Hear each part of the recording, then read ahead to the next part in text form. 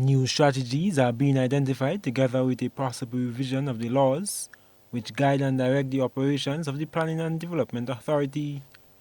The authority is one of the government entities or statutory bodies which is receiving immediate attention, with Prime Minister Dickon Mitchell noting that its membership on the board will be filled this week. And we are going to have to look at how plans are actually approved, so that the process is transparent, so that the process is efficient. Prime Minister Mitchell says the goal is to reach a point of transparency when submitting plans for review and approval.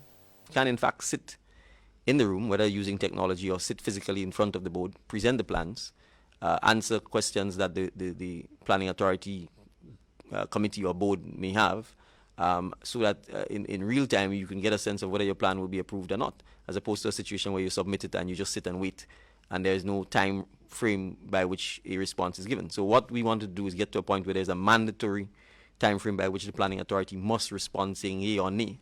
And if the answer is nay, explain to you clearly what are the challenges or what are the things you need to correct for you to get approval. He adds that government is moving swiftly as they have received numerous complaints since assuming office about the backlog of plans submitted and non-responses from the authority. It has become critical because I think at the best of time, the public has been dissatisfied with the pace at which the authority carries out its work. The authority to some extent has been in transition.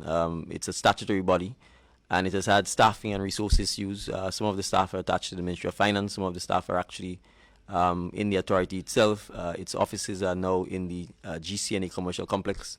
And so even prior to us assuming office, we were aware that from an operational point of view, the authority was challenged, and therefore its ability to deliver the services in an efficient and swift manner to the public has also been severely compromised. The Prime Minister says the situation at the Planning and Development Authority severely compromises and hinders economic development.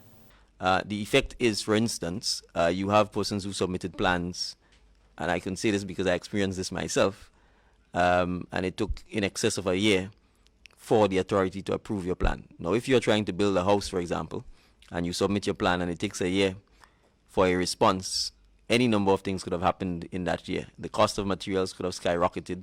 The contractor you had could have moved on to construct another house, and so you've lost him. And you may very well find yourself starting all over again. The bank loan approval that you got usually is valid for 12 months. After 12 months, if you can't draw down the money, you have to start the process all over again. I am Gerard Joseph for GBN News.